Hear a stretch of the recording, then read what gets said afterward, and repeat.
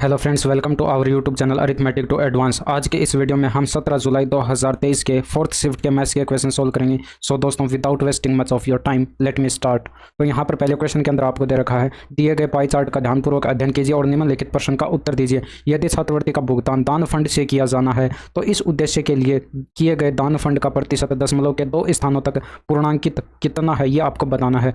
School को विभिन्न स्रोतों से मिलने वाला पूरा फंड आपको दे रखा है 10 लाख के बराबर है।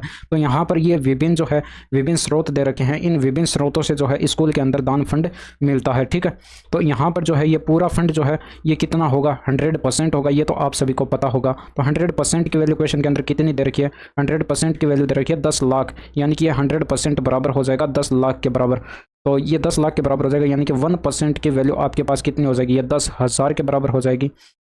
ये आपके पास 10,000 के बराबर हो जाएगी 1% की वैल्यू। तो यहाँ पर अगर आप देखें तो डोनेशन से मिलने वाला, यानी कि ये आपके पास दे रखा है इस क्वेश्चन के अंदर, ये दे रखा था भुगतान दान फंड से किया जाता है। तो डोनेशन द्वारा जो है 35% जो है दान फंड मिलता है। ठीक है, source of fund in school यहाँ पर ये पाई चार्ट के अंदर दे रखा है, नीचे डिस्क्राइब भी कर रखे हैं वर्ड्स। इसके बाद यहाँ पर ये 35% जो है, ये जो है 1% आपके पास 10,000 के बराबर है। तो 35% किसके बराबर हो जाएगा, ये 3,50,000 के बराबर हो जाएगा। सेम एज इट इज़ जो है आप यहाँ पर देखेंगे use of funds by school, यानी कि स्कूल में ये स्कॉलरशिप के ऊपर यहाँ पर क्या कर रहा था, यहाँ पर छात्रवृत्ति का भुगतान किया जा रहा था दान फंड से। तो स्कॉलरशिप पर अगर आप यहाँ पर देखेंगे तो ये 26% ही यूज़ हो रहा है। तो आप यहाँ पर क्या करेंगे, 26% को कैलकुलेट करेंगे तो ये आपके पास 1% 10,000 के बराबर था, तो ये आपके पास 2,60,000 के बराबर हो जाएगा। यहाँ पर आपको कैलकुलेट करना है कि ये 2,60,000 रुपये की जो राशि है ये आपके पास ये 3,50,000 का कितना प्रतिशत है, ये कैलकुलेट करना था। तो यहाँ पर ये जीरो से ये सारे जीरोस कट जाएंगे। इसके बाद यहाँ पर ये आपके पास 5 से कटेगा, ये 5 से कटेगा 7 बार, और यहाँ पर ये 20 बार कट जाएगा। इसके बाद यहाँ पर इसको ऊपर मल्टीप्लाई करेंगे तो ये 26 दूनी 52, यानी कि 520/7 आ जाएगा। 7 सत्ते 49, और यहाँ पर शेषफल बचेगा 3, और उतारेंगे 4, और 7 चौके 28। अब यहाँ पर 74 दशमलव करके एक ही ऑप्शन दे रखा है, तो 74.29% आपका राइट आंसर हो जाएगा। इसके बाद नेक्स्ट क्वेश्चन देखिए, भाग का एक प्रश्न हल करते समय प्रांजल ने गलती से भाज्य के रूप में एक संख्या ले ली जो मूल भाज्य से 10% अधिक थी। उसने गलती से भाजक के रूप में एक संख्या ले ली जो मूल भाजक से 25% अधिक थी। तो यहाँ पर देखिए ये 10% जो है भाज्य अधिक था। यहाँ पर सही जो भाज्य है, सही भाज्य जो था वो कितना था, यहाँ पर 10% की आप फ्रैक्शन वैल्यू जानते हैं 1/10 होती है, यानी कि सही भाज्य अगर 10 था तो इससे एक अधिक उसने गलत पढ़ लिया था। तो गलत भाज्य आपके पास कितना हो जाएगा, गलत भाज्य आपके पास हो जाएगा ये 11। ठीक है, ये आपके पास डाटा है भाज्य का। यहाँ पर ये डाटा जो है ये भाज्य का है। बात करें भाजक की, तो भाजक आपको दे रखा है 25% उसने अधिक गलती से पढ़ लिया, यानी कि 25% की वैल्यू आप जानते हैं फ्रैक्शन वैल्यू 1/4 थी। अगर सही भाज्य जो है वो 4 था, सही भाजक जो 4 था उसने गलती से 1 अधिक पढ़ लिया, यानी कि 5 रहा होगा। तो यहाँ पर आप जानते हैं कि भाज्य बराबर होता है भाजक इंटू भागफल प्लस के अंदर शेषफल। यहाँ पर देखिए ये जिस संख्या के अंदर हम भाग देते हैं किसी संख्या का, जिस संख्या के अंदर भाग देते हैं वो कहलाता है हमारा डिवाइडेंट। तो ये आपके पास डिवाइडेंट, यानी कि इसको हिंदी में बोलते हैं भाज्य, भाज्य, और रिप्रेजेंट करते हैं इसको जनरली ए से। इसके बाद यहाँ पर जिस संख्या का हम उस संख्या के अंदर भाग देते हैं उस संख्या को कहते हैं डिवीज़र, यानी कि भाजक कहा जाता है, और इसको रिप्रेजेंट करते हैं जनरली बी से। और जितना हमारे पास भागफल के रूप में आता है उसको इंग्लिश में बोलते हैं क्यूशियंट, और इसको बोला जाता है भागफल। इसको रिप्रेजेंट करते हैं स्मॉल क्यू से। बाकी यहाँ पर शेष जो बचता है उसे रिमाइंडर कहते हैं, यानी कि शेष फल कहते हैं, और इसे जो है स्मॉल आर से रिप्रेजेंट करते हैं। तो आपके पास फॉर्मूला बन जाता है भाज्य बराबर भाजक इंटू में भागफल और प्लस के अंदर शेषफल। यही फॉर्मूला जो है हम यहाँ पर यूज़ करेंगे। अगर आपको पहले से पता था तो डायरेक्ट यहाँ पर आपको लगाना था। तो यहाँ पर आपके पास क्या हो जाएगा, ये 10 अगर भाज्य था, ये 10 अगर भाज्य था तो ये बराबर हो जाएगा किसके, भाजक यहाँ पर 4 है, सही भाजक। ठीक है, और यहाँ पर प्रश्न के अंदर आगे दे रखा था, यहाँ पर यदि भाग के मूल प्रश्न का सही भागफल 25 था और शेषफल 0 था, तो यह मानते हुए कि उसकी गणना में कोई त्रुटि नहीं है प्रांजल ने कितना भागफल प्राप्त किया था। तो यहाँ पर ये जो 4 बार भाजक 4 था तो भागफल जो है वो 25 दे रखा था क्वेश्चन में, तो गुणा में 25 आएगा, और शेषफल जो है वो 0 दे रखा था। तो यहाँ पर ये 10 यूनिट की वैल्यू जो है वो आपके पास कितनी आ जाएगी, 100, यानी कि 1 यूनिट की वैल्यू जो है वो आपके पास आ जाएगी 10। अब यहाँ पर 1 यूनिट की वैल्यू 10 है, यानी कि उसका जो पहले भाज्य जो था वो भाज्य 10 ना होकर 10 का 10 गुना हो जाएगा, यानी कि ये आपके पास 100 रहा होगा। अब आप यहाँ पर 100 को 4 से डिवाइड करेंगे तो आप देखेंगे कि यहाँ पर भाजक जो है, भागफल जो है आपके पास 25 आएगा। तो ये जो संख्या थी आपके पास ये गलत, जिस 11 ली थी इसने, ये 11 ना होकर 11 का 10 गुना, यानी कि ये 110 होगी। अब यहाँ पर आप 110 को डिवाइड करेंगे, अगर 110 को 5 से डिवाइड करेंगे तो ये 22 बार चला जाएगा। ठीक है, ये 110 था, 110 को 5 से डिवाइड करेंगे तो ये 22 बार पूरा चला जाएगा, और ये 22 जो है यही यही आपका आंसर होगा। इसके बाद नेक्स्ट क्वेश्चन देखिए थोड़ा सा ज़्यादा ही डिटेल में उसको एक्सप्लेन कर दिया। इसके बाद यहाँ पर इस क्वेश्चन के अंदर दे रखा है एक कॉलेज के 20 विद्यार्थी एक होटल में गए, उनमें से 19 में से प्रत्येक ने अपने भोजन पर 175 खर्च किए। अब यहाँ पर 19 लोगों ने 175 रुपये खर्च किया था, एक व्यक्ति ने 175 किया था, तो 19 लोगों ने कितना खर्च किया होगा? 19 गुणे 125 175। और 20 में विद्यार्थी ने सभी 20 के औसत से 19 अधिक खर्च किया। अब यहाँ पर 20 का औसत जो है वो हमें पता नहीं है, तो मान लीजिए वो x था, ठीक है। तो 20 विद्यार्थियों का औसत जो है यहाँ पर x था, और यहाँ पर इसने इससे औसत से 19 अधिक खर्च किए, तो x प्लस 19 उसने खर्च किए होंगे। 19 का औसत जो है 19 का टोटल जो है आपके पास ये है, और 20वें विद्यार्थी का टोटल जो है कुल खर्च जो है ये है। तो आप इन दोनों को ऐड करेंगे तो ये आपके पास टोटल खर्च आ जाएगा, और इनको डिवाइड करें अगर 20 से तो ये आपके पास औसत आना चाहिए, और औसत जो है 20 विद्यार्थी का हमने x माना था, तो यानी कि ये x के बराबर होना चाहिए। इसको सोल्व कर लीजिए, आपके पास आ जाएगा। ऊपर देखिए 1 गुणिस ये रहा, 1 गुणिस ये रहा, और 175 19 ये रहे, टोटल हो जाएंगे 176 गुणा 19, और ये प्लस के अंदर 21 रहेगा, और ये 20 इधर आकर मल्टीप्लाई हो जाएगा, यानी कि 20x आ जाएगा। यानी कि आपके पास आ जाएगा 176 गुणा 19 इज इक्वल टू आपके पास आ जाएगा 19x। अब ये 19 से 19 कट जाएगा, यानी कि x की वैल्यू आपके पास आ जाएगी 176। आपको यहाँ पर कुल राशि बतानी थी, तो कुल राशि जो है इन 20 विद्यार्थियों का औसत जो है आपके पास x था, तो 20 गुणे x जो आपके पास कुल राशि हो जाएगी, यानी कि 20 गुणा x आपके पास 176 था, तो ये आपके पास 176 का 2 गुणा 352 हो जाएगा, और आगे एक 0 लगा देंगे। ये इतनी राशि जो है इनकी कुल राशि थी। इसके बाद नेक्स्ट क्वेश्चन देखिए, दूर खड़ा एक व्यक्ति 1000 मीटर की ऊंचाई वाली इमारत को देखता है। यहाँ पर देखिए मान लीजिए वो व्यक्ति यहाँ पर खड़ा था, ठीक है। अब ये जो है ये इमारत है, और इसकी ऊंचाई आपको बता रखी है 1000 मीटर थी। इमारत के शीर्ष और जमीन के बीच कोण जो है वो 30 डिग्री का दे रखा है। यह व्यक्ति इमारत से लगभग कितनी दूर है ये आपको बताना। मान लीजिए ये जो है AB है, ठीक है। ये धरती जो है यहाँ पर दे रखी है, ठीक है। ये जमीन के बीच का कोण आपको 30 डिग्री दे रखा है। यह व्यक्ति इमारत से लगभग कितनी दूर है मीटर में, आपको ये कैलकुलेट करके बताना। तो आप चाहें तो यहाँ पर tan 30 डिग्री का फॉर्मूला लगा सकते हैं, चाहे तो आप यहाँ पर tan 30 डिग्री का फॉर्मूला लगा सकते हैं, अदरवाइज आप यहाँ पर cot 30 डिग्री का फॉर्मूला भी लगाएंगे तो भी आपके पास आंसर सेम ही आएगा। ये आपके पास होता है लंब बटे आधार, यानी कि 1000 बटे AB आ जाएगा। अब tan 30 डिग्री की वैल्यू आपको पता है 1 बटे √3 होती है, तो ये बराबर हो जाएगा 1000 बटे AB।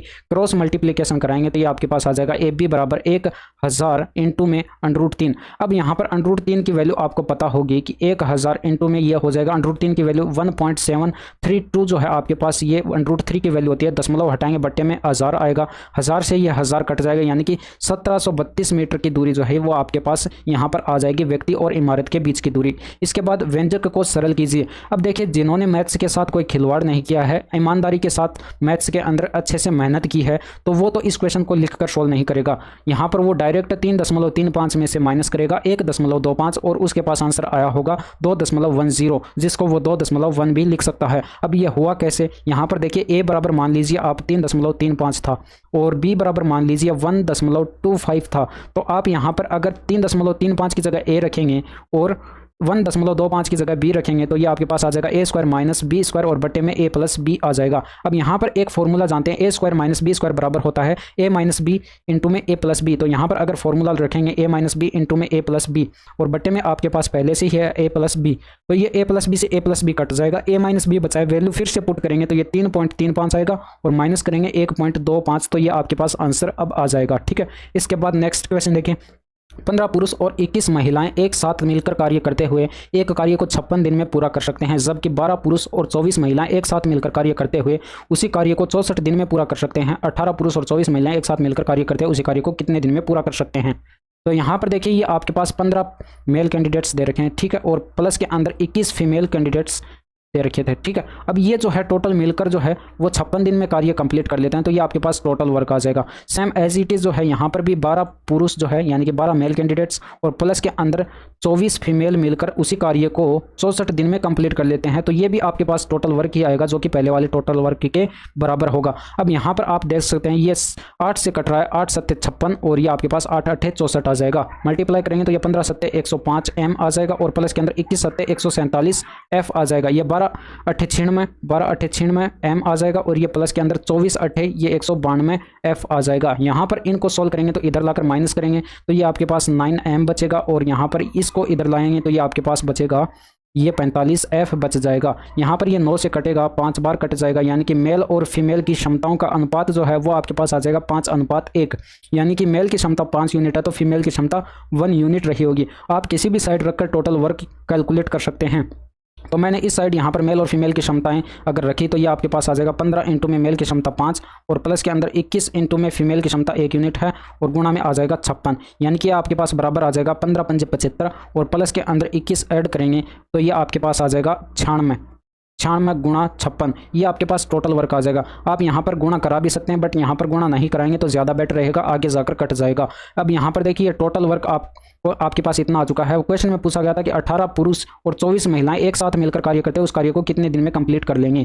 तो यहाँ पर मैंने मान लिया कि 18 पुरुष जो है 18 मेल और प्लस के अंदर ये 24 फीमेल जो हैं वो डी दिनों में कार्य कंप्लीट कर लेते हैं। अब ये टोटल वर्क के बराबर होगा, यानी कि 96 इंटू में 56 के बराबर होगा। और अब यहाँ पर मेल की क्षमता 5 यूनिट रखेंगे, फीमेल की क्षमता 1 यूनिट रखेंगे। 18 पंजे 90 होगा और प्लस के अंदर 24 होगा, यानी कि 90 प्लस का 24 और इंटू में डी आ जाएगा, ये बराबर आ जाएगा 96 गुणा 56 और बट्टे में ये आपके पास, ठीक है, ये बराबर में आ जाएगा। ठीक है, अब यहाँ पर डी बराबर ये अब आ जाएगा आपके पास ये 96 गुणा 56 और बट्टे में 114 आ जाएगा। अब यहाँ पर इनको काटेंगे तो ये आपके पास 19 5 95 और 19 छिके 114 आता है, यानी कि 6 से ये कटेगा, 19 बार कट जाएगा और ये 16 छिके 96। अब यहाँ पर ऊपर अगर गुणा कराएंगे तो ये 16 छिके 96 हासिल आएगी 9 और 16 पंजे 80 9 89 और बट्टे में 19। अब यहाँ पर इसको डिवाइड करेंगे तो ये आपके पास आ जाएगा 16 पंजे 80 और 16 19 3 57 और 19 4 76, 4 बार चला जाएगा और शेषफल आपके पास बचेगा 13 और उतारेंगे 6 और 19 7 133 और शेषफल अब बचेगा आपके पास 3 और डिवाइड हो जाएगा 19 से।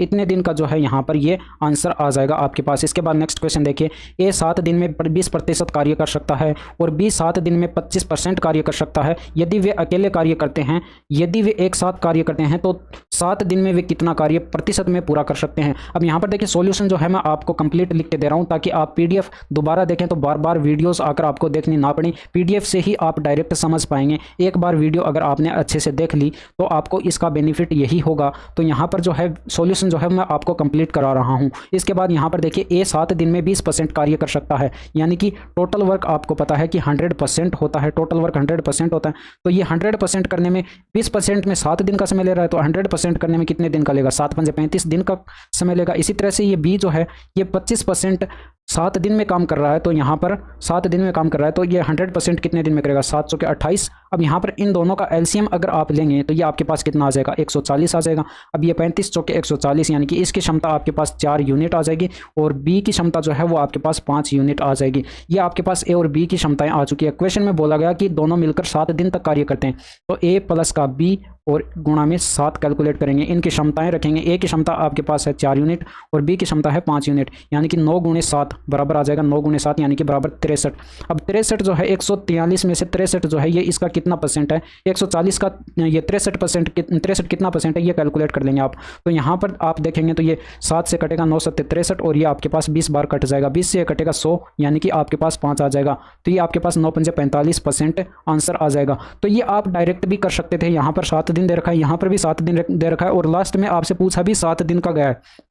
तो यहाँ पर ये 20% और 25% को डायरेक्ट ऐड कराते तो भी आपके पास 25% आ जाता। बट ये इस तरीके से आप कब सोल्व करेंगे, जब क्वेश्चन के अंदर अलग अलग दिनों की संख्या दे रखी हो, यानी कि यहाँ पर 7-7 दिन की दे रखी हो और यहाँ पर अलग दिन दे रखे हों, तो आप इस वाले मेथड से सोल्व कर सकते हैं। इसके बाद नेक्स्ट क्वेश्चन देखें, x + 1 x बराबर 10 है तो x की पावर 4 + 1 x की पावर 4 का मान क्या होगा। तो यहाँ पर मैंने एक डायरेक्ट फॉर्मूला तैयार कर लिया कि x + 1 x बराबर अगर आपको p दे रखा हो तो आप सीधे लिखेंगे x की पावर 4 + 1 x की पावर 4 जो है ये बराबर हो जाएगा p का स्क्वायर करेंगे -2 करेंगे और इसका फिर से स्क्वायर करेंगे और -2 करेंगे। तो ये आपके पास p की जगह 10 दे रखा है, यानी कि 10 का स्क्वायर 100 - 2 यानी कि 98 का स्क्वायर माइनस का 2।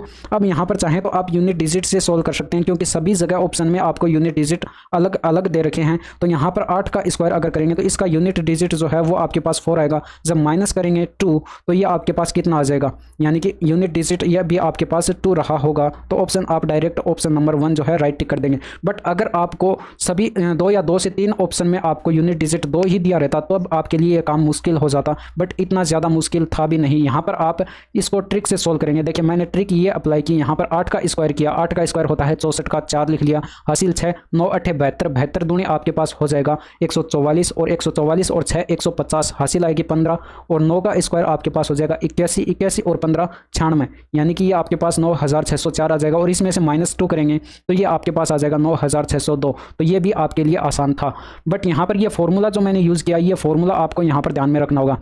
देखिए ये मैंने ऐसे यूज़ किया, यहाँ पर x + 1/x बराबर दे रखा हो p के, तो यहाँ पर अगर आप x² + 1/x² कैलकुलेट करें तो ये आपके पास हो जाता है p² - 2। बट यही कंसेप्ट अगर आप फिर से लगाएं तो ये x⁴ + 1/x⁴ जो है ये बराबर हो जाता है p² - 2 जो आया था, इसका फिर से स्क्वायर कैलकुलेट करेंगे और ये -2 हो जाएगा। तो यहीं से जो है मैंने ये फॉर्मूला डायरेक्ट लगाया। अगर आप यहाँ पर एक बार और भी यही कंसेप्ट लगाएंगे तो ये x⁴ + 1/x⁴ हो जाएगा और ये बराबर में जो कुछ आया है आपके पास x, ये p⁴2 - 2 का होल स्क्वायर और फिर ये -2 है, इसका भी स्क्वायर करेंगे और फिर इसमें से -2 करेंगे। तो ये जो है आपके लिए थोड़ा सा एडवांस हो जाएगा, इसको मैं हटा देता हूँ। ये इतना ही जो है हम इस फॉर्मूले का यूज़ करेंगे, ठीक है। यहाँ पर किया है। इसके बाद नेक्स्ट क्वेश्चन देखिए, 10 सेंटीमीटर त्रिज्या के एक वृत्त का त्रिज्या खंड केंद्र पर 60 डिग्री कोण पर बनता है, इसका क्षेत्रफल क्या होगा? पाई बराबर 3.14 आपको लेना है। तो यहाँ पर देखिए ये त्रिज्या खंड आपको दे रखा है जो कि केंद्र पर 60 डिग्री का कोण बनाता है। त्रिज्या आपको दे रखी है 10 सेंटीमीटर की है, तो आप सीधे फॉर्मूला यूज़ करेंगे θ/360 इंटू में πr²। तो यहाँ पर अगर आप वैल्यू पुट करेंगे तो ये 60 डिग्री बटे में 360 और इंटू में पाई की वैल्यू 3.14 यूज़ करनी है और गुणा में आपके पास आ जाएगा 10 का स्क्वायर, यानी कि ये 100 हो जाएगा। ये दशमलव हटाएंगे तो ये 0 2 0 कट जाएंगे, ये आपके पास 6 से कटेगा, 6 बार कट जाएगा ये, ठीक है। यहाँ पर आपके पास आ जाएगा 314/6। 314 के अंदर आप अगर 6 का भाग लगाएंगे तो ये 5 6 का 30 और यहाँ पर शेषफल बचेगा 1 उतारेंगे 4, 6 दूनी का 12, तो 52 पॉइंट करके एक ही ऑप्शन दे रखा है, तो 52.33 सेंटीमीटर स्क्वायर जो है वो आपके पास राइट आंसर आ जाएगा। इसके बाद नेक्स्ट क्वेश्चन, निम्नलिखित में से कौन सा कथन गलत है? दो वृत्तों की परिधि का अनुपात उनकी त्रिज्याओं के अनुपात के बराबर होता है। तो पहले ऑप्शन के अंदर मैंने मान लिया पहले वृत्त की त्रिज्या जो है वो r थी और दूसरे वृत्त की त्रिज्या r' थी, तो दोनों वृत्त की परिधि क्या हो जाएंगे? 2πr और 2πr'। इन दोनों का अगर अनुपात हम कैलकुलेट करेंगे तो ये 2π से 2π कट जाएगा, यानी कि r अनुपात r' इनकी त्रिज्याओं के अनुपात के बराबर होता है, यानी कि ये वाला ऑप्शन आपका सही दे रखा है। दूसरे ऑप्शन के अंदर आपको दे रखा है त्रिज्या वृत्त की सबसे लंबी जीवा होती है, तो नहीं, ये आपके पास गलत हो जाएगा, क्योंकि जीवा जो है वो आपके पास व्यास जो है वो आपके पास वृत्त की सबसे लंबी जीवा होती है। वृत्त एक दूसरे के सर्वांश होते हैं यदि उनकी त्रिज्याएं समान हो। अब यहाँ पर अगर दो वृत्त दे रखे हों आपको जिनकी त्रिज्याएं r यानी कि समान हो, तो आप यहाँ पर कह सकते हैं कि वो दोनों वृत्त क्या होंगे? सर्वांगसम होंगे, क्योंकि उस कंडीशन में जो है आपके पास उनका क्षेत्रफल भी बराबर होगा, उनकी परिधि भी बराबर होगी, उनकी त्रिज्या भी बराबर होगी, यानी कि उनके सारे के सारे जितने भी पार्ट्स हैं वो सारे के सारे बराबर होंगे उस कंडीशन में।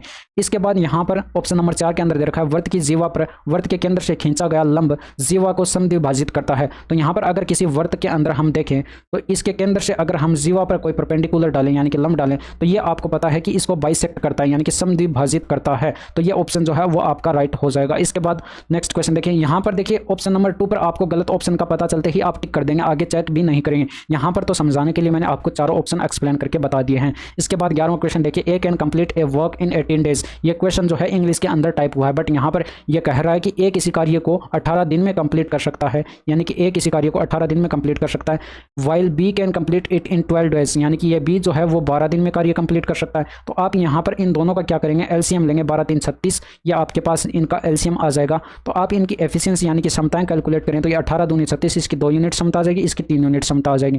क्वेश्चन में बोला गया आगे be worked on it for 4 days, यानी कि 4 दिन के लिए बी इस पर काम करता है। तो यहाँ पर ये आपके पास आ जाएगा बी इंटू में ये 4 दिन तक काम करता है, 4 दिन के बाद ये काम छोड़कर चला जाता है। इसके बाद शेष कार्य जो है ए कंप्लीट करेगा। How long will A take to finish the remaining work, यानी कि ए जो है शेष कार्य कंप्लीट करने में कितना समय लगेगा ये कैलकुलेट करना है। तो मैंने यहाँ पर मान लिया ए जो है वो टी समय लेता है इस कार्य को कंप्लीट करने में। ये टोटल वर्क आपके पास 36 यूनिट है, इसके बराबर होगा। तो यहाँ पर अगर आप इनकी क्षमताएं रखेंगे तो आपके पास बी की जगह रखेंगे ये 3 × 4 और प्लस के अंदर 2 इंटू में टी हो जाएगा, ये बराबर 36, यानी कि 2 टी की वैल्यू आपके पास आ जाएगी। ये 12 इधर लाकर घटाएंगे तो ये आपके पास 24 आ जाएगा और टी की वैल्यू आपके पास आ जाएगी 12 डेज। तो ये आपके पास राइट आंसर होगा। इसके बाद नेक्स्ट क्वेश्चन, एक्स बराबर आपको दे रखा है -5 और वाई बराबर दे रखा है -7 होने पर 27x⁻³ - 58x² इंटू में वाई और प्लस के अंदर 31x² माइनस 8y³ का मान आपको बताना है। तो यहाँ पर इसको देखिए मैं 27x की क्यूब को लिख सकता हूँ 3 इंटू में x का होल क्यूब और इस 8y³ को लिख सकता हूँ मैं 2y का होल क्यूब, बट ये माइनस में, ठीक है। इन दोनों को एक साथ करके मैं यहाँ पर लिख लूँगा तो यहाँ पर मेरे पास आ जाएगा 3x का होल क्यूब और माइनस के अंदर यहाँ पर आ जाएगा 2y का होल क्यूब। और यहाँ पर देखिए अगर मैं xy माइनस का xy कॉमन ले लूँ, माइनस का xy कॉमन ले लूँ तो ब्रैकेट में मेरे पास बचेगा यहाँ पर 58 बचेगा प्लस का,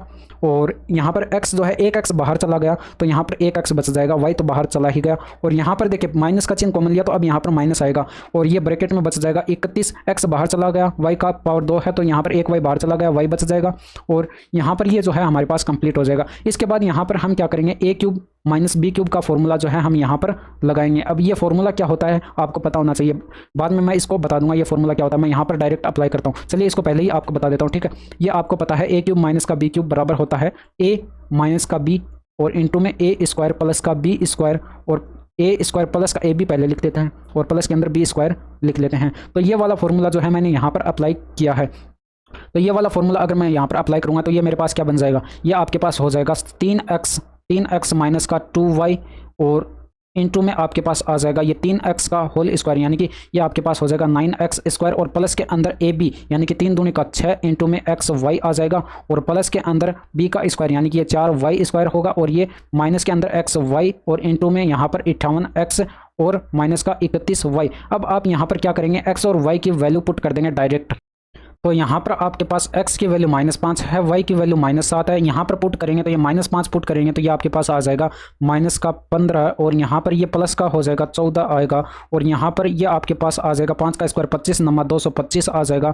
अब यहाँ पर मैं डायरेक्ट गुणा करा रहा हूँ डायरेक्ट सीधे ही। अब ये 7 पंजे 35 होगा और 35 को 6 से मल्टीप्लाई करेंगे, या 5 6 का 30 और ये 36 का 18 और 3 आपके पास 210 आ जाएगा और ये आपके पास y का स्क्वायर यानी कि 49 होगा और ये आपके पास 9 चौक 36 और हासिल आएगी 3 4 चौक 16 3 19 आ जाएगा 196, ये प्लस में आएगा। अब यहाँ पर x इंटू में y करेंगे तो ये आपके पास माइनस माइनस प्लस 7 पंजे 35 हो जाएगा, बट यहाँ पर बाहर माइनस है तो ये माइनस का रहेगा गुणा में 35 और यहाँ पर x की वैल्यू 5 रखेंगे तो यह 5 8 40, बट ये माइनस में आएगा, ठीक है। ये माइनस का आ जाएगा 5 8 40 की बिंदी हासिल 4 आएगी और ये आपके पास 5 पंजे 25 और 4 हो जाएगा 29 यानी कि 290 और इसको गुणा कराएंगे 7 से तो ये 7 एकम 7, बट ये प्लस में हो जाएगा, ठीक है। 7 एकम 7 7 त्रिका 21 यानी कि 217।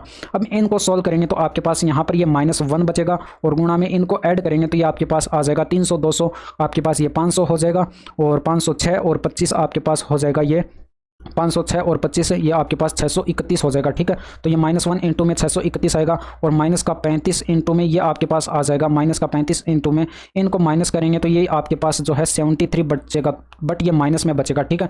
तो ये आपके पास कितना आ जाएगा, ये माइनस का 631 और ये माइनस माइनस हो जाएगा प्लस 35 से इसको गुणा करेंगे 73 को तो ये 35 को 3 से गुणा किया तो 105 का 5 आ जाएगा, हासिल 10 आएगी। अब यहाँ पर 35 का 7 गुणा देखिए कितना होगा, 6 गुणा करेंगे तो ये आपके पास 210 और 7 गुणा 245 और आप हासिल ऐड करेंगे 10 तो ये आपके पास 255 आ जाएगा यानी कि 2555 ये आ जाएगा। माइनस करेंगे तो ये आपके पास आंसर आ जाएगा 4 और यहाँ पर ये बच जाएगा 2 और यहाँ पर ये 15 में से 6 जाएगा 9 बचेगा और ये 1 यानी कि 1924 जो है वो आपके पास राइट आंसर होगा। इसके बाद नेक्स्ट क्वेश्चन देखिए, ये तो बड़ा ही सिंपल सा क्वेश्चन पूछा गया था। 6 गुणे 2 आप पहले कैलकुलेट करेंगे ये 12 हो जाएगा और यहाँ पर आप 6 माइनस 3 कैलकुलेट करेंगे तो ये आपके पास 3 आ जाएगा। अब यहाँ पर ये 18 और बट्टे के अंदर आ जाएगा ये आपके पास 12 और गुणा में आपके पास आ जाएगा ये 6 दूनी 12 माइनस 4 करेंगे तो ये आपके पास 8 आएगा, ठीक है। और यहाँ पर ये 5 त्रिका 15 आएगा। अब इसको सोल्व करेंगे तो ये आपके पास 2 से कटेगा यानी कि ये आपके पास 2 से कटेगा तो ये आपके पास 4 आ जाएगा और ये आपके पास 9 आ जाएगा। ये 15 नंबर आपके पास होता है 135 और डिवाइडेड बाय 4 आपके पास राइट आंसर होगा। इसके बाद नेक्स्ट क्वेश्चन देखिए, किसी यात्रा के एक भाग को 90 किलोमीटर पर आवर की चाल से 37.5 मिनट में और शेष भाग को 80 किलोमीटर पर आवर की चाल से 14 मिनट में तय किया जाता है। यात्रा की कुल दूरी किलोमीटर में आपको बतानी है। तो यहाँ पर किलोमीटर में बतानी तो आपको यहाँ पर चाल को मीटर पर सेकंड में कन्वर्ट नहीं करना है, यहाँ पर आपको मिनट को जो समय दे रखा है उसको आपको घंटे में कन्वर्ट करना होगा। तो यहाँ पर देखिए आप फॉर्मूला जानते हैं कि दूरी बराबर होता है चाल गुणा समय। अब यही फॉर्मूला जो है मैं यहाँ पर यूज़ करूँगा। तो यहाँ पर अगर मैं दूरी कैलकुलेट करूँ 90 किलोमीटर पर आवर की चाल थी और ये 37.5 मिनट तक चली गई थी, बट इसको घंटे में कन्वर्ट करना होगा तो यानी कि डिवाइड करेंगे 60 से। और दूसरी जो है यहाँ पर ये 80 किलोमीटर पर आवर की चाल से और 14 मिनट तक चली गई थी यानी कि 14/60 इसको घंटे में कन्वर्ट करेंगे तो इनको ऐड कर लेंगे तो ये आपके पास कुल दूरी के बराबर आ जाएगा। तो इनको सोल्व करेंगे तो ये आपके पास पॉइंट से ये 0 कट जाएगा। अब यहाँ पर से एलसीएम जो है वो आपके पास 60 आ जाएगा और 9 से गुणा करेंगे, ये 9 पंजे 45 हासिल 4 और 9 7 63 और 4 67 हासिल 6 और 9 3 27 6 33 यानी कि 3375 ये आ जाएगा। और 14 8 112 यानी कि ये आपके पास 1120 ये आ जाएगा। ऐड करेंगे तो ये आपके पास 5 आएगा, 7 2 9 हो जाएगा और ये 3 1 4 हो जाएगा और यहाँ पर ये 3 1 4 हो जाएगा, 4495 और डिवाइड करेंगे ये 60 से तो ये आपके पास 5 से कटता हुआ दिखाई पड़ रहा है। ये 12 पंजे 60 और ये आपके पास 5 से काटेंगे तो 5 8 40 और शेषफल 4 और यानी कि 9 पंजे 45 और फिर 9 पंजे 45 899 बट्टे 12 यानी कि 12 से इसको डिवाइड करेंगे तो ये 12 7 84 और यहाँ पर शेषफल बचेगा आपके पास 5 उतारेंगे 9 यानी कि 12 4 48 4 बार जाएगा तो 74 करके एक ही ऑप्शन दे रखा है और 11 शेषफल बच जाएगा और डिवाइडेड बाय 12 ये आपके पास राइट आंसर आ जाएगा। इसके बाद 15वां देखिए, यदि किसी वस्तु का विक्रय मूल्य 2 गुना कर दिया जाए तो लाभ 4 गुना हो जाता है। मूल लाभ प्रतिशत क्या था ये आपको कैलकुलेट करना है। मान लीजिए वस्तु का क्रय मूल्य जो है वो आपके पास सीपी कॉस्ट प्राइस जो है उसका सीपी था, तो यहाँ पर अगर एसपी उसका पहले एसपी रहा होगा यानी कि विक्रय मूल्य जो है पहले एसपी रहा होगा, फिर जो है 2 गुना कर दिया जाता है यानी कि 2 एसपी उसका विक्रय मूल्य कर दिया जाता है। तो आप अगर यहाँ पर प्रॉफिट कैलकुलेट करते हैं तो ये प्रॉफिट आपके पास होता है, प्रॉफिट इस इक्वल टू आपके पास होता है एसपी में से माइनस करते हैं सीपी तो ये आपके पास प्रॉफिट आ जाता है। बट यहाँ पर अगर आप प्रॉफिट कैलकुलेट करेंगे तो ये आपके पास कितना आ जाएगा, प्रॉफिट बराबर आ जाएगा आपके पास ये हो जाएगा 2SP में से माइनस करेंगे CP। बट ये पहले के कौन से CP के बराबर, पहला जो प्रॉफिट दे रखा था, पहले जो प्रॉफिट दे रखा था आपको उसका 4 गुना दे रखा है क्वेश्चन के अंदर। तो यानी कि पहला प्रॉफिट आपको 4SP माइनस CP दे रखा था यानी कि इसका 4 गुना हो जाएगा। अब इसको सोल्व करेंगे तो ये आपके पास 2SP माइनस का CP इज इक्वल टू आपके पास आ जाएगा 4SP और माइनस के अंदर 4CP। अब यहाँ पर ये 4SP इधर लाकर घटाएंगे तो ये आपके पास आ जाएगा, ये 2SP इधर बच जाएगा, ठीक है 2SP इधर बच जाएगा, ये 4SP इधर लाएंगे तो ये 3SP यहाँ पर 3CP यहाँ पर बच जाएगा, ठीक है। अब यहाँ पर CP और SP का आप रेशियो कैलकुलेट कर लेंगे यानी कि CP डिवाइडेड बाय SP यानी कि आपके पास 2/3 आ जाएगा। यानी कि 2 रुपये की वस्तु जो है वो 3 में बेची जा रही है यानी कि कितने अधिक में बेची जा रही है, एक अधिक में बेची जा रही है कितने पर, 2 पर और गुणा कर देंगे 100 से तो ये आपके पास प्रॉफिट परसेंटेज आ जाएगा यानी कि 50% जो है वो आपके पास राइट आंसर होगा। इसके बाद नेक्स्ट क्वेश्चन देखिए, 12 सेंटीमीटर त्रिज्या वाले एक वृत्त के त्रिज्यखंड का क्षेत्रफल आपको दे रखा है। त्रिज्यखंड की संगत चाप की लंबाई ज्ञात कीजिए। तो यहाँ पर आपको त्रिज्या दे रखी है 12 सेंटीमीटर। आप यहाँ पर एरिया का फॉर्मूला जानते हैं कि त्रिज्यखंड का क्षेत्रफल का फॉर्मूला जो है, एक फॉर्मूला ये भी होता है 1/2 इंटू में चाप को मैं L से लिखूंगा, चाप की लंबाई मान लीजिए L है, ठीक है, इंटू में यह होता है त्रिज्या यानी कि R, ये आपके पास इसके बराबर होता है। ये आपको दे रखा है 32 पाई दे रखा है और ये बराबर हो जाएगा 1/2 इंटू में चाप की लंबाई आपको कैलकुलेट करनी है और रेडियस आपको दे रखी है 12। तो यहाँ पर आप कैलकुलेट करेंगे अगर 4 से तो ये 8 चौका 32 और यहाँ पर ये 4 से कटेगा तो ये आपके पास 3 बार कट जाएगा यानी कि ये 8 दूनी 16 आ जाएगा पाई इधर और ये 3/में आ जाएगा यानी कि L इज इक्वल टू आपके पास आ जाएगा 16 पाई/3 सेंटीमीटर में जो है ये आपके पास आंसर होगा। इसके बाद नेक्स्ट क्वेश्चन देखिए, 3 सेंटीमीटर व्यास की शीशे की एक गोलाकार गेंद को पिघलाया जाता है और 3 गोलाकार गेंदों में बदल दिया जाता है। इनमें से 2 गेंदों का व्यास आपको दे रखा है 3/2 सेंटीमीटर और 2 सेंटीमीटर। तीसरी गेंद का व्यास आपको कैलकुलेट कर लेना है। तो तीसरी गेंद का व्यास जो है वो आप मान लीजिए D था, ठीक है, D सेंटीमीटर था। तो यहाँ पर इसको कैसे कैलकुलेट करेंगे आप देखिए, डायरेक्ट फॉर्मूला लगाएंगे R का क्यूब यानी कि पहले वाले बड़े गोले का क्यूब बराबर हो जाएगा पहले वाले गोले की त्रिज्या का क्यूब बराबर हो जाएगा तीनों गोलों की त्रिज्याओं के क्यूब के योग के बराबर। अब ये कैसे होगा यहाँ पर देखिए, अगर आपको नहीं पता है तो इस तरह से भी कर सकते हैं कि आपको पता है कि तीनों गोलों का आयतन, एक बड़े गोले का आयतन जो है वो तीनों गोलों के आयतन के योग के बराबर होता है। तो यहाँ पर आप बड़े वाले गोले का अगर आयतन कैलकुलेट करेंगे 4/3 पाई R cube, capital R cube, ठीक है, ये बड़े वाले गोले का आयतन है, बराबर हो जाएगा ये 4/3 और पाई R1 का क्यूब और प्लस के अंदर 4/3 और पाई R2 का क्यूब और प्लस के अंदर 4/3 और पाई R3 का क्यूब, ठीक है। ये इस तरह से फॉर्मूला आपके पास होता है। तो यहाँ पर अगर आप रखेंगे ये आपके पास देखिए 4/3 पाई और 4/3 पाई यहाँ से कॉमन आएगा और इस वाले 4/3 पाई से कैंसिल हो जाएगा। आपके पास बचेगा R का क्यूब, कैपिटल R का क्यूब बराबर हो जाएगा ये 4 R1 का क्यूब और प्लस के अंदर R2 का क्यूब और प्लस के अंदर R3 का क्यूब। इसी वाले फॉर्मूले के लिए मैं कह रहा था कि आपको डायरेक्ट लगाना है, बट यहाँ पर ये व्यास दे रखा है आपको 3 सेंटीमीटर, तो त्रिज्या कितनी हो जाएगी यानी कि कैपिटल R बराबर हो जाएगा 3/2 सेंटीमीटर। इसी तरह से ये आपके पास 3/4 सेंटीमीटर यानी कि R1 बराबर 3/4 सेंटीमीटर और ये आपके पास स्मॉल R2 बराबर हो जाएगा आपके पास ये हो जाएगा 2/2 यानी कि 1 सेंटीमीटर ये आपके पास हो जाएगा। ये आपके पास R3 जो है ये आपके पास हो जाएगा 3/2 सेंटीमीटर। तो यहाँ पर ये वैल्यू पुट करेंगे तो ये आपके पास हो जाएगा 3/2 सेंटीमीटर यानी कि 3/2 सेंटीमीटर और इसका क्यूब करेंगे और ये बराबर हो जाएगा R1 यानी कि आपके पास R1 यहाँ पर कैलकुलेट किया था यानी कि 3/4 का होल क्यूब और प्लस के अंदर यह हो जाएगा आपके पास 1 सेंटीमीटर। यहाँ पर ये 1 सेंटीमीटर कैलकुलेट किया था तो यानी कि 1 का क्यूब और प्लस के अंदर ये आपके पास d/2, यानी कि ये आपके पास हो जाएगा d/2 का होल क्यूब। अब आप यहाँ पर इसको सॉल्व करेंगे तो ये आपके पास आ जाएगा 27 और यहाँ पर बटे में 4 आ जाएगा, 4 सॉरी यहाँ पर ये 8 आ जाएगा और यहाँ पर ये बराबर में हो जाएगा ये आपके पास 27/64 और प्लस के अंदर 1 और प्लस के अंदर ये आपके पास d/8 आ जाएगा। यानी कि इसको सॉल्व करेंगे तो ये आपके पास आ जाएगा 27, ये आपके पास d/8 इस इक्वल टू आपके पास आ जाएगा 27/8 इधर था और इसमें से माइनस करेंगे ये 27/64 और ये माइनस का 1। एलसीएम लेंगे तो ये आपके पास बराबर में एलसीएम जो है वो आपके पास आ जाएगा 64, यानी कि आपके पास 8 से गुणा करेंगे तो 8 सत्ते 7 8 56 हासिल आएगी 5, 8 दूनी का 16, 5 आपके पास हो जाएगा 21, यानी कि 216 ये हो जाएगा और माइनस के अंदर 27 और ये माइनस के अंदर 64। अब यहाँ पर ये 91 होगा, इन दोनों का मिलाकर आपके पास कितना हो जाएगा, ये आपके पास हो जाएगा 91। अब 91 ऊपर वाले में से माइनस करेंगे तो ये आपके पास बचेगा 5 और ये आपके पास बचेगा 11 में से 9 जाएगा, 11 में से 9 जाएगा, ये 2 बचेगा और ये 1, 125 और डिवाइडेड बाय 64, यानी कि ये d का क्यूब होगा यहाँ पर, ठीक है, ये भी d का क्यूब हो जाएगा। तो ये d³ आपके पास कितना आ चुका है, बराबर आपके पास आ चुका है 125/64। अब यहाँ पर ये 2 इसका भी क्यूब ही लिख लीजिए, ठीक है, पूरे का क्यूब लिख लीजिए, इसका क्यूब करना ही नहीं है, आप इसको ऐसे ही पड़ा रहने दीजिए। तो ये आपके पास कितना आ जाएगा, यानी कि आपके पास आ जाएगा d/2 बराबर इसका घनमूल करेंगे तो ये आपके पास 5/64 का हो जाएगा, कितना 64 का हो जाएगा 4।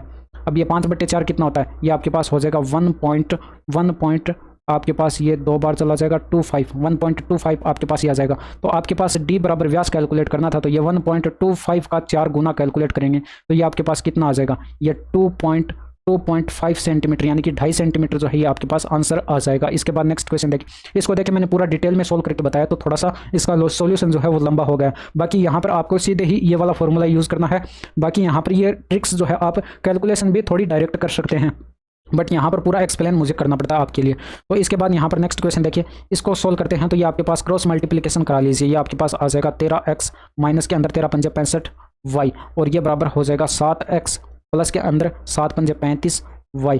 अब यहाँ पर इनको अगर सोल्व करेंगे तो ये 7x इधर लाकर माइनस कर दीजिए तो ये आपके पास बचेगा 6x इस इक्वल टू आपके पास ये 65 इधर लाकर ऐड करेंगे तो ये आपके पास हो जाएगा 70 और ये 100 यानी कि 100y हो जाएगा। अब यहाँ पर आप इसको x अनुपात y कैलकुलेट करेंगे तो ये 100/6 यानी कि ये आपके पास हो जाएगा 50/3 जो है राइट आंसर हो जाएगा। इसके बाद नेक्स्ट क्वेश्चन देखिए, साइन की पावर 4 थीटा प्लस के अंदर कोस की पावर 4 थीटा का मान ज्ञात कीजिए। तो 1 माइनस ये बटे में 1 - 2 साइन स्क्वायर थीटा इंटू में कोस स्क्वायर थीटा भी है। तो यहाँ पर आप अगर वैल्यू पुटिंग से इसको करेंगे तो ये आपके पास आपके लिए आसान हो जाएगा। यहाँ पर थीटा बराबर 0 डिग्री वैल्यू पुट कर दीजिए तो ये ऊपर हो जाएगा 0 प्लस के अंदर 1 और बट्टे के अंदर हो जाएगा 1 माइनस का 0 यानी कि 1 जो है वो आपके पास आंसर आएगा। इसके बाद नेक्स्ट क्वेश्चन देखें, एक डीलर अपने माल पर क्रय मूल्य से 20% अधिक अंकित करता है और अंकित मूल्य पर 15% की छूट देता है, उसका लाभ या हानि प्रतिशत आपको बताना है। तो 20% की फ्रिक्शन वैल्यू 1/5 होती है, यानी कि उसका अगर यहाँ पर क्रय मूल्य जो है वो CP जो है वो 5 रहा होगा तो इससे एक अधिक उसने अपना अंकित मूल्य डिसाइड किया होगा, यानी कि 6 यूनिट उसने अपना अंकित मूल्य डिसाइड किया होगा। इसके बाद क्वेश्चन में बोला गया कि वो 15% छूट देता है, यानी कि 15% की छूट देकर उसका SP कितना हो जाएगा। ये आपके पास 6 पर 15% की छूट दे रहा है, देखिए 6 पर 15% की छूट दे रहा है तो इसका SP कितना हो जाएगा। ये SP इसका 85% कैलकुलेट कर लेंगे तो इसके पास ये आपके पास आ जाएगा 5 से कटेगा तो ये 17 पंजे 85, 20 पंजे 100, ये 2 से काटेंगे तो ये 3 बार कटेगा और ये 10 बार कटेगा, यानी कि 17 3 51/10 यानी कि 5.1 आ जाएगा। यहाँ से आप CP और SP में डिफरेंस देखेंगे तो ये आपके पास 5 रुपये की वस्तु 5.1 में बिक रही है, यानी कि कितने अधिक में बिक रही है, 0.1 में अधिक में बिक रही है, यानी कि 0.1 का प्रॉफिट हो रहा है कितने पर, 5 पर गुणा करेंगे 100 से तो ये आपके पास एक पॉइंट हटाएंगे तो ये एक 0 कैंसिल और 5 से ये 10 2 बार कैंसिल, यानी कि 2% का जो है इसे प्रॉफिट होगा। तो ऑप्शन नंबर जो है 1 आपका राइट आंसर होगा। इसके बाद नेक्स्ट क्वेश्चन देखिए, निम्न तालिका एक टूर्नामेंट में तीरंदाजी के खिलाड़ियों के 3 प्रयासों के स्कोर को दर्शाती है। उच्चतम औसत स्कोर करने वाले खिलाड़ी को सर्वश्रेष्ठ खिलाड़ी घोषित किया गया। सर्वश्रेष्ठ खिलाड़ी कौन था यह आपको बताना है। तो यहाँ पर डाटा जो है वो थोड़ी सी आपको धुंधली दिखाई पड़ रही होगी, बट आप थोड़ी सी जो है आपने वीडियो की क्वालिटी जो है वो बढ़ा लीजिएगा, आपको अच्छे से दिखाई पड़ जाएगा। इसके बाद यहाँ पर देखिए ये आपको दे रखा है एंजेला का डाटा, स्कोर 1 स्कोर 2 और स्कोर 3। अगर आप इनका एवरेज कैलकुलेट करेंगे तो आप देखेंगे कि इन सभी का टोटल करके आप 3 का भाग देंगे, यानी कि 3 से तो सारी ही वैल्यू डिवाइड होंगी। तो यहाँ पर सिर्फ और सिर्फ आपको ये चेक कर लेना कि ज़्यादा किसका आ रहा है। तो ज़्यादा यहाँ पर अगर आप देखेंगे कि एंजेलिका देखेंगे आप, यहाँ पर एंजेलिका अगर देखेंगे तो ये आपके पास यहाँ पर छोटी वैल्यू दिखाई पड़ रही है थोड़ी। इसके बाद यहाँ पर मारिया की उससे बड़ी वैल्यू दिखाई पड़ रही है। इसके बाद सरीना तो ऑप्शन में दिया ही नहीं गया था, तो इसकी चेक करने की जरूरी नहीं है। इसके बाद यहाँ पर प्रीति की वैल्यू जो है वो आपको सबसे ज़्यादा दिखाई पड़ रही है, तो सबसे ज़्यादा जो वैल्यू दिखाई पड़ रही है वहीं पर आपका एवरेज जो है सबसे ज़्यादा होगा, तो प्रीति जो है वो आपका राइट आंसर हो जाएगा। इसके बाद नेक्स्ट क्वेश्चन देखिए, 6 अंकों की एक संख्या 33 से विभाज्य, यदि संख्या में 54 जोड़ दिया जाए तो निर्मित नई संख्या भी विभाज्य होगी।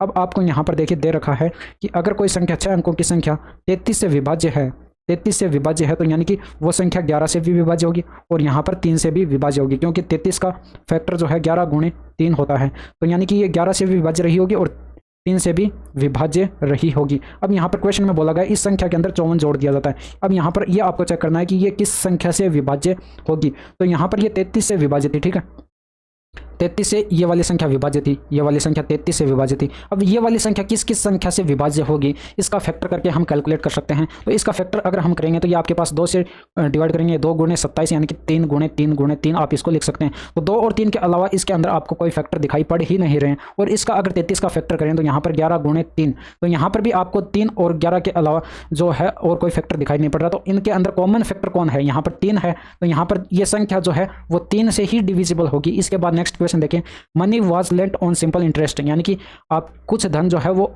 आपका उधार लिया गया था, ठीक है। यहाँ पर आफ्टर 12 ईयर्स यानी कि 12 साल बाद इट्स सिंपल इंटरेस्ट यानी कि इसका साधारण ब्याज जो है becomes 3 divided by 5 of the money, यानी कि प्रिंसिपल का जो है वो 3/5 गुना हो जाता है। Find the rate of interest, यानी कि रेट ऑफ इंटरेस्ट आपको कैलकुलेट करनी है। तो आपको यहाँ पर समय दे रखा है t बराबर 12 ईयर्स यानी कि 12 साल का यहाँ पर समय दे रखा है। प्रिंसिपल यहाँ पर मान लीजिए p था, तो यहाँ पर SI जो है वो आपका दे रखा है प्रिंसिपल का 3/5 गुना। तो यहाँ पर फॉर्मूला आप जानते हैं कि SI बराबर होता है, सिंपल इंटरेस्ट बराबर होता है PRT डिवाइडेड बाय 100। यहाँ पर R रेट ऑफ इंटरेस्ट है, P प्रिंसिपल है और T समय है। ऐसा ही यहाँ पर आपको दे रखा है P इंटू में 3/5 और ये बराबर हो जाएगा P इंटू में रेट ऑफ इंटरेस्ट आपको कैलकुलेट करनी है और T की वैल्यू आपको 12 दे रखी है और डिवाइड करेंगे इसको 100 से। तो यहाँ पर देखिए ये P से P कट जाएगा और यहाँ पर अगर काटेंगे ये 3 से ये 12 को तो ये 4 बार कट जाएगा, ये 4 से 25 बार कट जाएगा और 5 से ये कटेगा 5 बार, यानी कि बट्टे में 5 इधर जाकर बराबर 5 हो जाएगा, यानी कि रेट ऑफ इंटरेस्ट जो है वो आपके पास आ जाएगी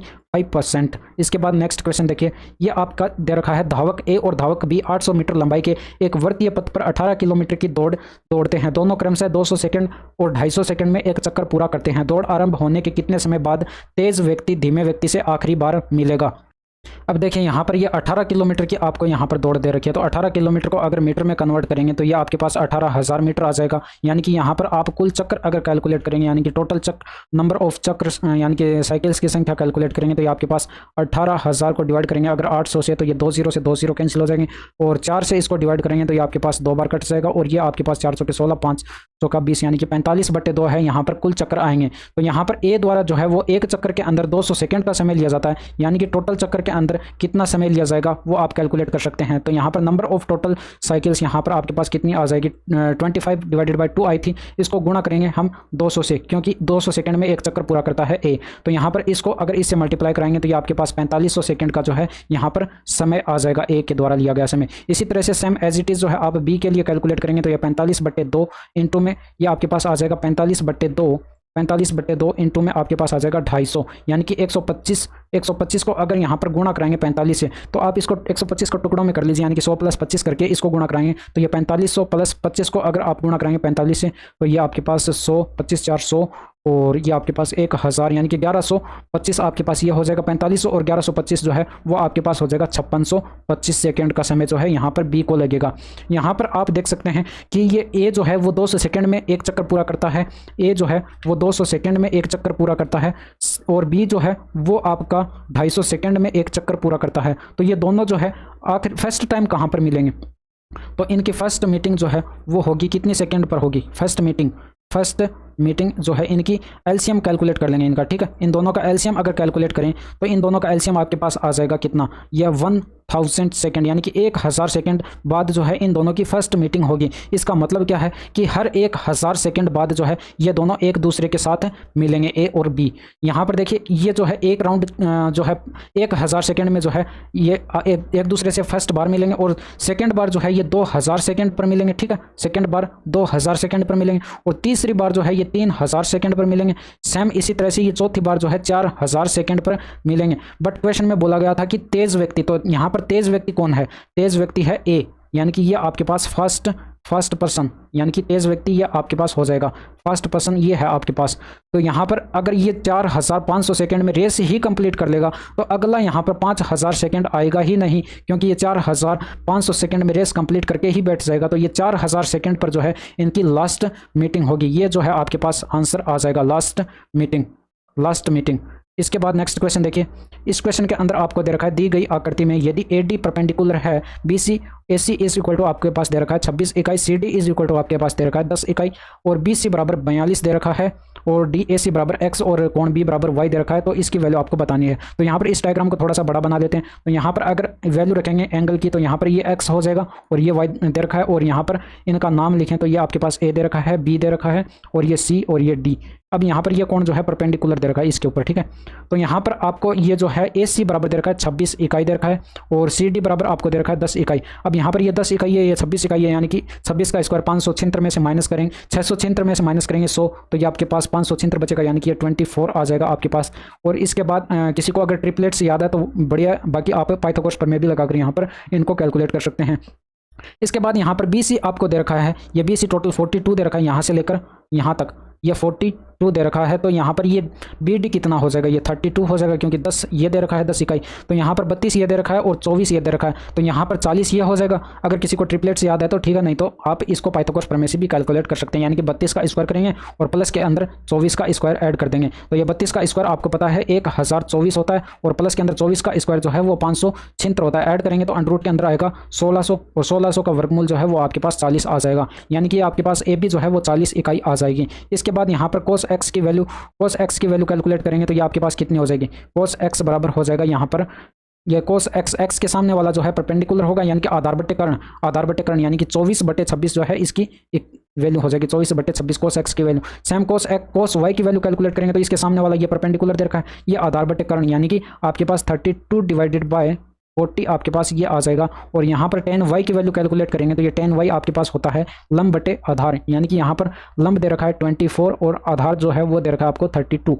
तो यहाँ पर इसको सॉल्व करेंगे तो ये आपके पास 6 ऊपर रहेगा, बटे में देखिए 24 है, बटे में 24 है, और यहाँ पर इसके बटे में 26 जो है वो ऊपर चला जाएगा, और प्लस के अंदर ये माइनस के अंदर आएगा, ठीक है, -5, और बटे के अंदर यहाँ पर cos y की वैल्यू 32/40, यानी कि 32 यहाँ पर रहेगा, 40 ऊपर जाएगा, और प्लस के अंदर 10 8 इंटू में tan y की वैल्यू, यानी कि 24 यहाँ पर गुणा में आएगा, 24 यहाँ पर गुणा में आएगा, और बट्टे में आएगा 32। तो ये 8 चौके 32 4 बार कट जाएगा, और ये यहाँ पर 8 से कटेगा, 8 पंजे 40, और ये 8 चौके 32। अब यहाँ पर ये भी आपके पास 6 से कट जाएगा, यानी कि 6 चौके 24, 4 यहाँ पर LCM आएगा सभी जगह से, और ऊपर आ जाएगा ये 26 और माइनस का 25, और प्लस के अंदर आ जाएगा ये 24, यानी कि ऊपर आ जाएगा ये 25/4 इकाई जो है वो आपके पास राइट आंसर होगा। तो ये थे आज के 25 क्वेश्चंस। यहाँ तक क्लास कैसी लगी कमेंट करके ज़रूर बताइएगा, साथ ही अपने दोस्तों के साथ इस वीडियो को शेयर कीजिएगा। That's all for today. Thank you, धन्यवाद, बाय बाय, टेक केयर।